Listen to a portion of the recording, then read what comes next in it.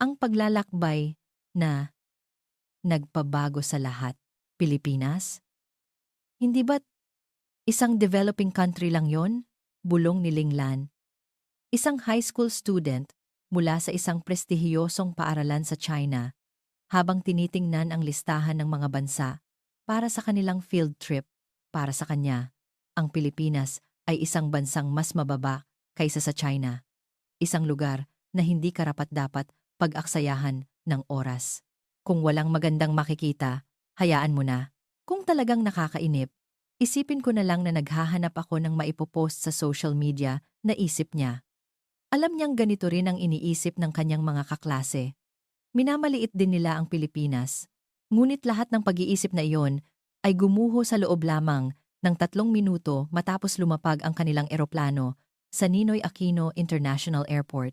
Imposible. Ito ba ang Pilipinas? Ang tanawin sa harap ni Linglan ay malayong malayo sa kanyang mga inaasahan. Ano ang katotohanang kinakaharap niya? At sa kanyang pag-uwi, napagtanto niyang nagbago na siya. Isang ganap na ibang tao kumpara sa dati.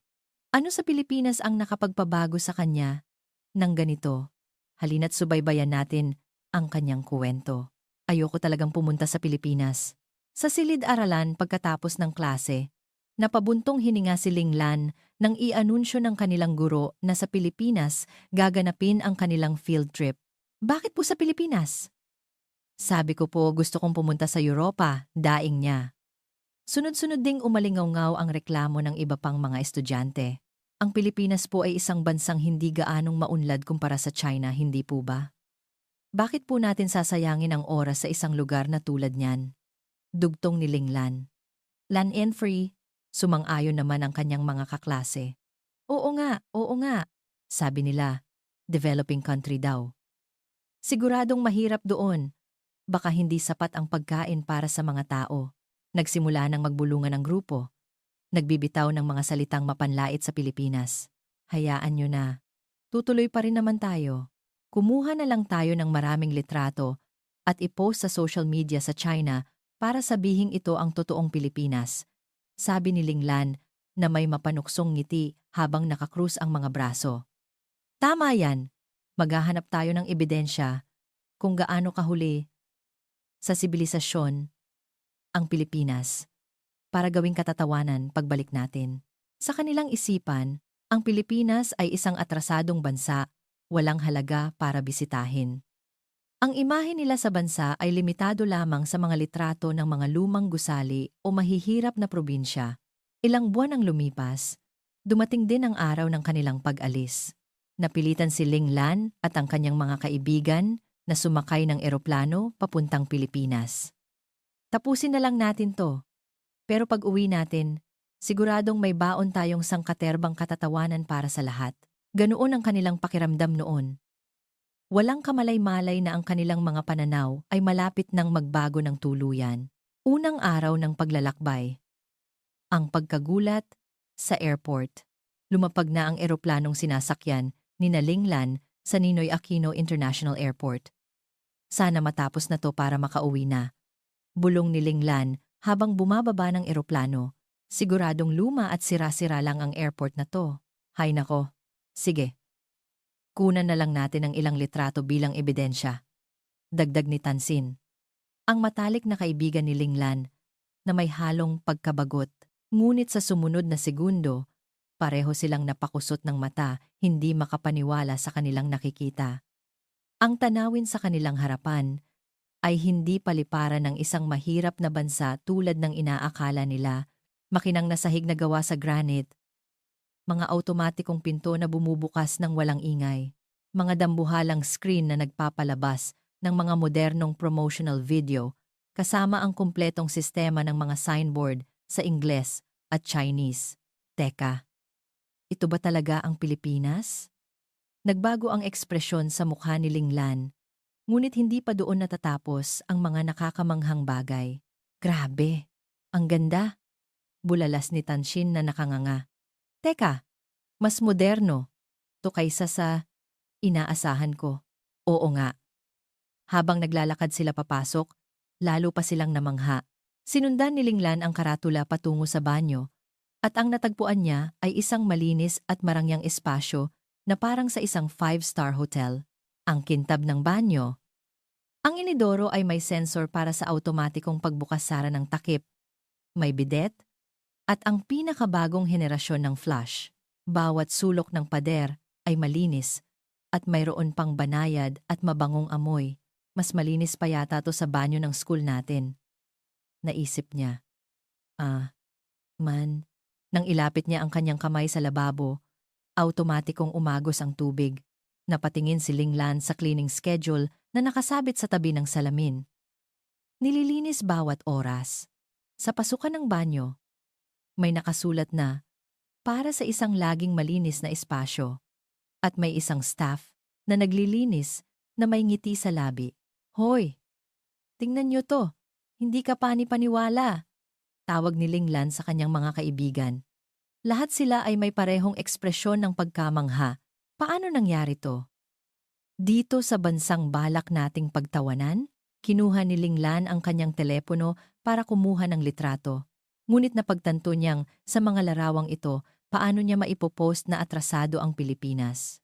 3 minuto pa lang pagdating sa Naya, ang imahe sa kanilang isipan ay tuluyan ng gumuho. Ang katotohanan.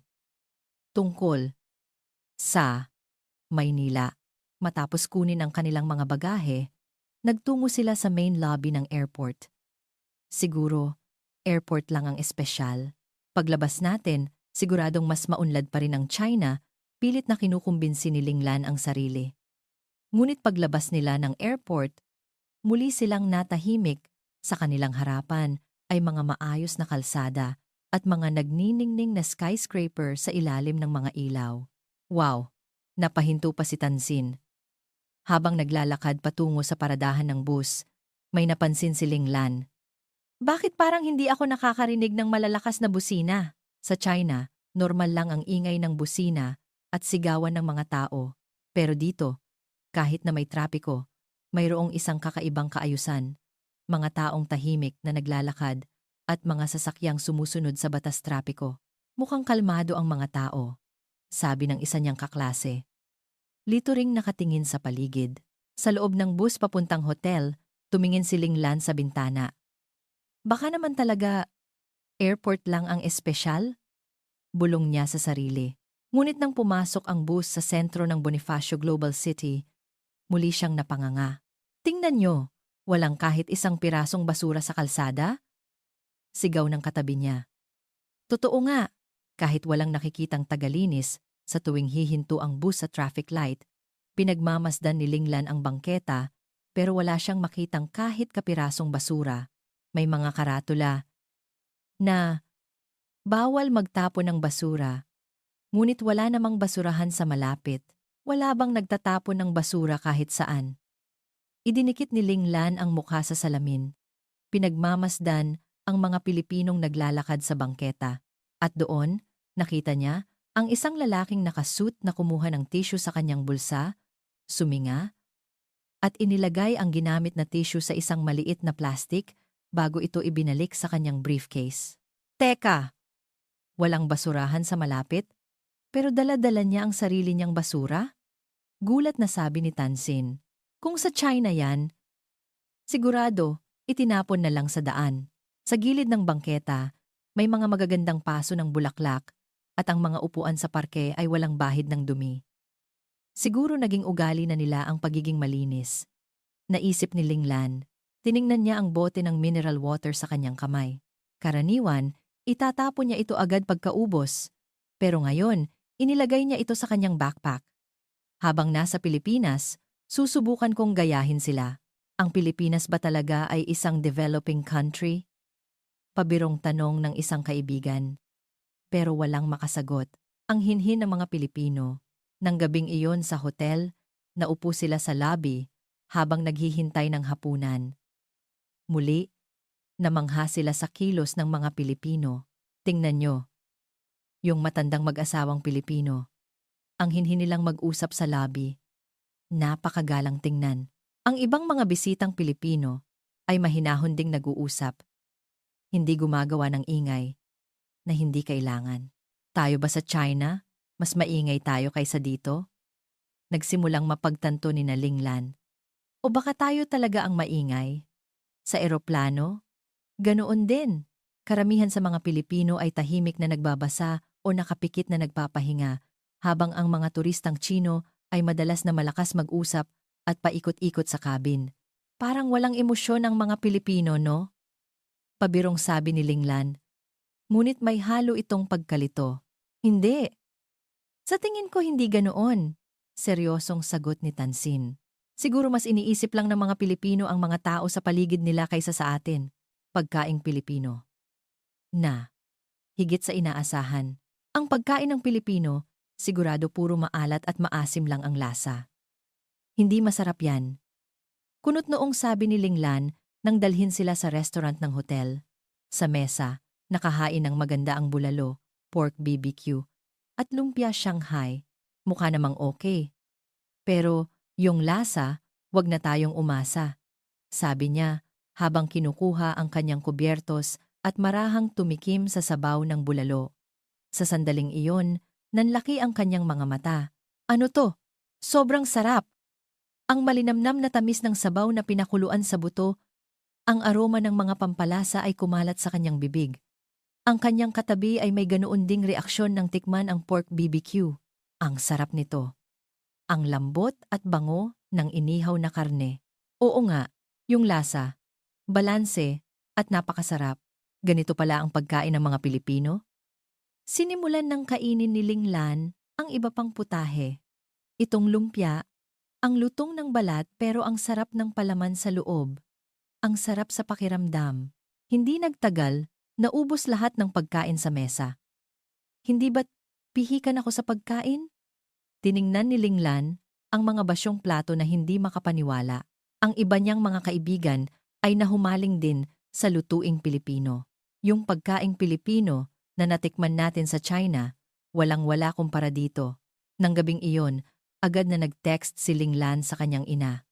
Ma, sobrang sarap po pala ng pagkain sa Pilipinas. Sa susunod na biyahe natin, dito na lang tayo pumunta, ma. Okay lang. Ping! Sumagot ang kanyang ina gamit ang isang sticker na nagpapakita ng pagkagulat. Anak, anong nangyari sa'yo? Nagustuhan mo na ba ang Pilipinas? Napangiti si Linglan sa text ng ina. Opo, pero totoo po. Ang sarap talaga, ma. Ang kabaitan ng mga Pilipino. Sa ikatlong araw ng kanilang biyahe, huminto sila sa isang rest stop sa expressway.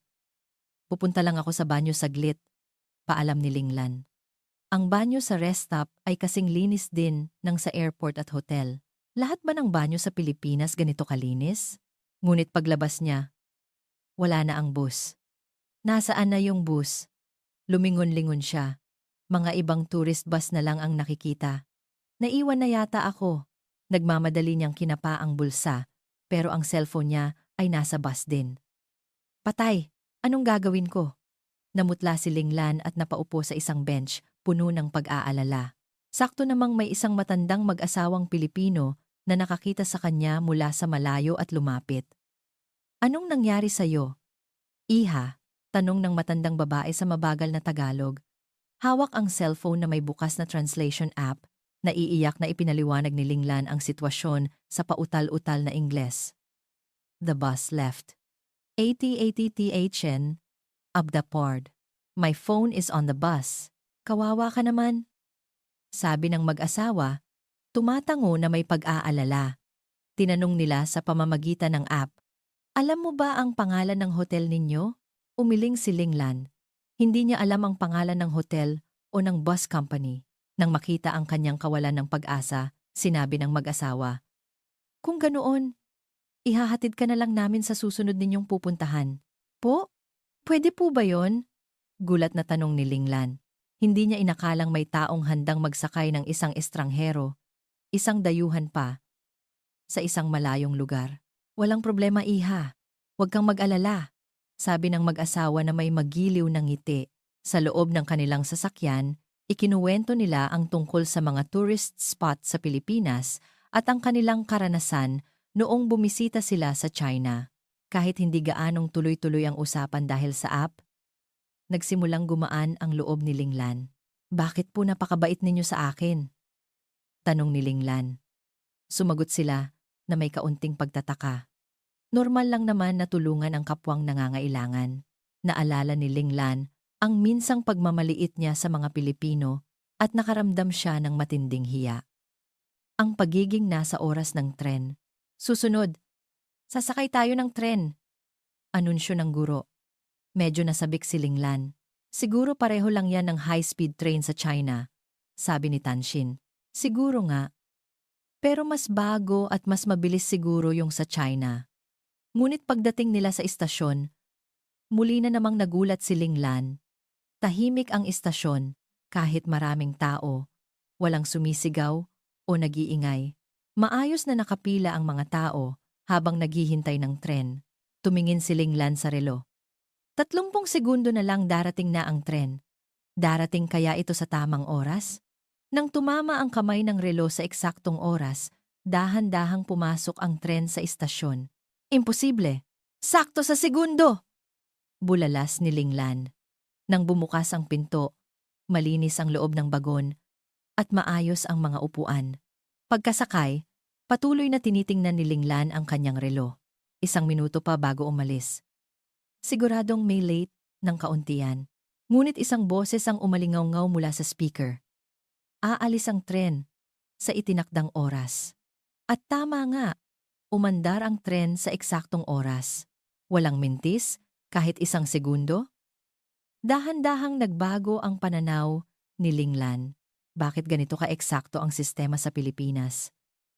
Habang pinagmamasdan ang tanawin sa bintana, naramdaman niya ang kultura at teknolohiya ng Pilipinas. Akala niya mas maunlad ang China, ngunit ang ganitong katumpakan ay hindi basta-basta makokopya.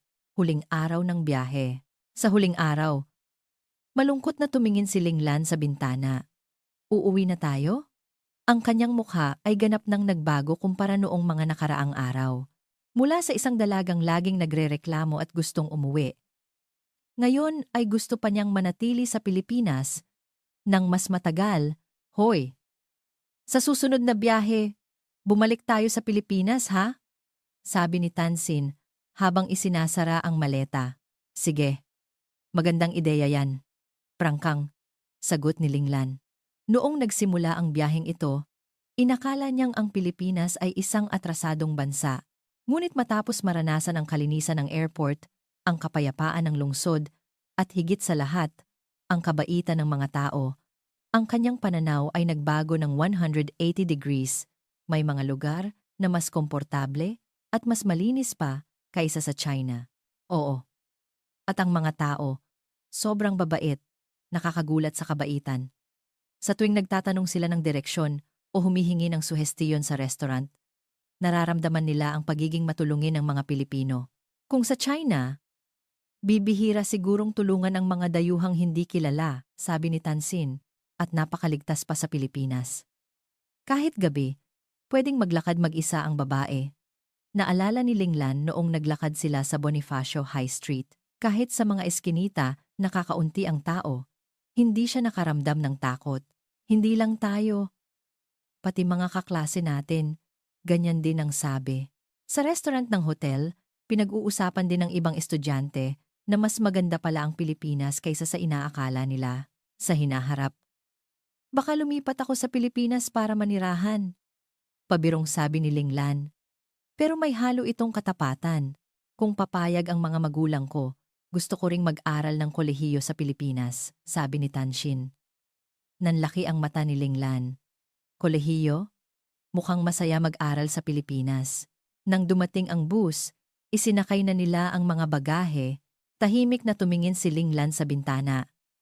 Sa susunod na pagbisita ko sa Pilipinas, gusto kong libutin ang iba't ibang lugar. Habang nag-iisip, mahigpit niyang hinawakan ang calling card ng mag-asawang tumulong sa kanya. Konklusyon, pagbalik sa China, sariwa pa rin sa kanyang isipan ang mga karanasan sa Pilipinas. Nakauwi na po ako. Ang kanyang ina, na naghihintay sa airport, ay nagulat sa maningning na mukha ng anak. Mukhang ang saya mo. Naging masaya ba ang biyahe? Sobra po. Hindi ko inakala na ganito kaganda sa Pilipinas. Buong siglang kwento ni Linglan. Akala ko po mahirap na bansa ang Pilipinas, pero hindi po pala. May mga lugar pa nga na mas malinis kaysa sa China. Nanlaki ang mata ng kanyang ina. Talaga? Hindi naman ganyan ang nasa balita. Ganoon din po ang akala ko. Pero nang makita ko mismo, nagulat po ako. Kinuha ni Linglan ang cellphone at ipinakita ang mga litrato.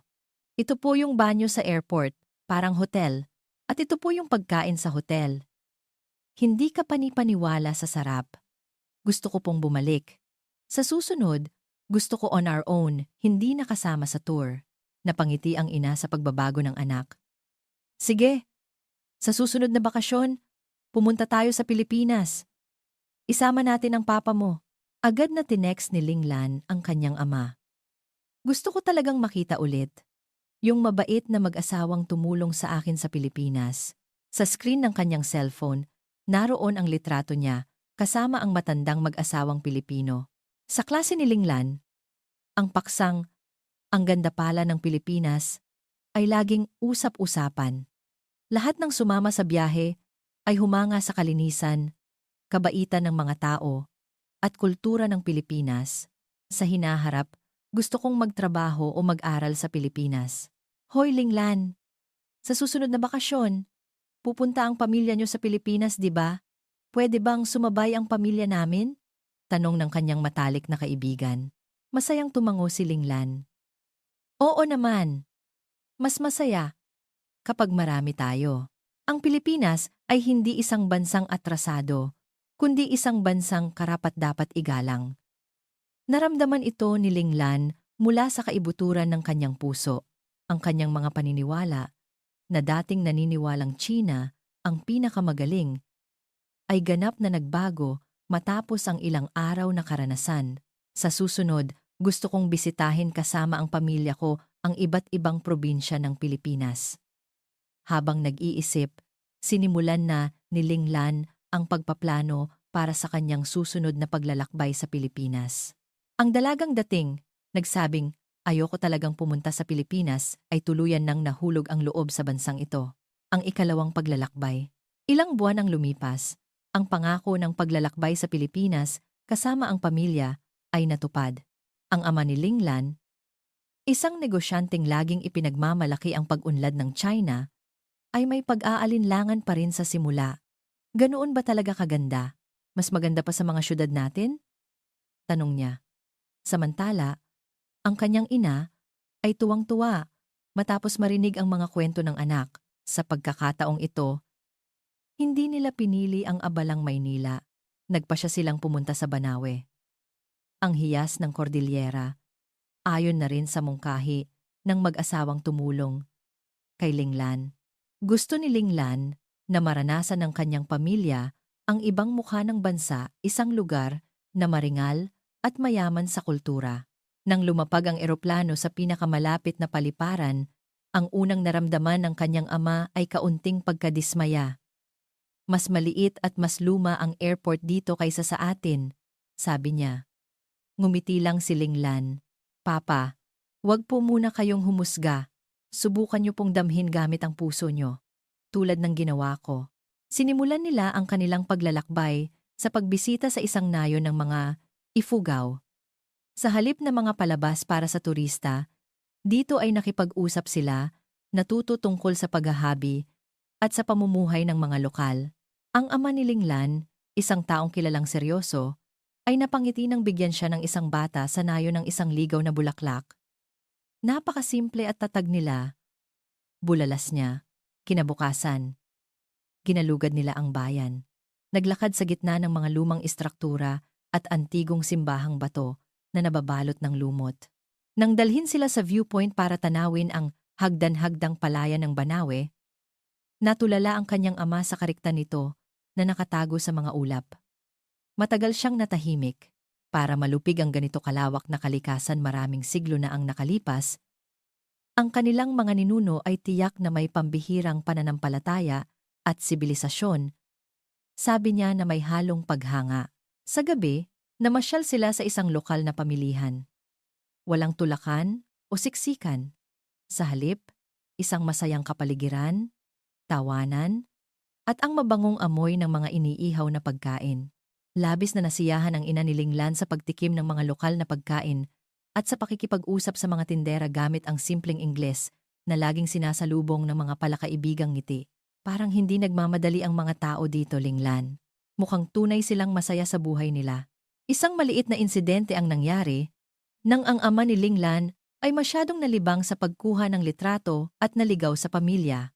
Habang hirap siya sa kanyang mapa, isang Pilipinong estudyante ang lumapit gamit ang pautal-utal na Mandarin at tulong ng translation app. Masigasig siyang tinuruan ng direksyon at sinamahan pa ng isang bahagi para masigurong hindi na siya maliligaw. Nang mag-abot ang ama ni Linglan ng pera bilang pasasalamat, umiling ang estudyante at ngumiti. "Huwag na po, masaya po kaming mga Pilipino na tumulong sa mga bisita." Ang sandaling iyon ay tuluyang nagpabago sa pananaw ng ama ni Linglan. Naalala niya ang kwento ng kanyang anak tungkol sa mag-asawa. Hindi ito swerte lang, ito ang kanilang pagkatao, ang kultura ng mga tao dito.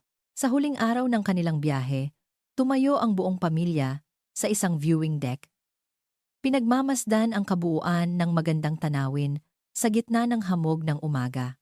Habang umaalingaw ang tunog ng isang katutubong plauta, lumingon ang kanyang ama sa kanya. "Mali ako, anak," sabi niya ng buong katapatan. "Lagi kong sinusukat ang pag-unlad ng isang bansa sa mga skyscraper at modernong highway. Ngunit nakalimutan ko ang halaga ng kultura, kasaysayan, at higit sa lahat." Ngumiti si Linglan, puno ng kaligayahan ang puso. Hindi lamang niya nabago ang sarili niyang maling akala, kundi natulungan din niya ang kanyang pamilya na makita ang tunay na ganda ng Pilipinas. Pagbalik sa China, sa mga pakikipag-usap sa mga kaibigan at kasosyo sa negosyo, madalas nang ikuwento ng ama ni Linglan ang kanilang biyahe na may hindi maitatagong paghanga. Ikinuwento niya ang ganda ng mga handicraft, ang kapayapaan ng mga kabundukan, at lalo na, ang kabaitan ng mga taong nakilala niya. Si Linglan naman ay nagsimula ng mag-enroll sa isang online Filipino language course. Ang dalagang minsang minaliit ang Pilipinas ay hindi na lamang isang tagahanga, kundi isang taong tunay na nagpapahalaga dito. Nais niyang maunawaan ang wika at kulturang humubog sa isang bansa na maaaring wala ang pinakamodernong teknolohiya, ngunit mayaman sa kabutihang loob at nagtataglay ng isang pamanang kultural na hinahangaan ng buong mundo. Ang ikalawang paglalakbay na ito ay hindi lamang isang bakasyon. Ito ay nag-ukit ng mas malalim na pagmamahal at koneksyon na mananatili magpakailanman sa kanyang puso.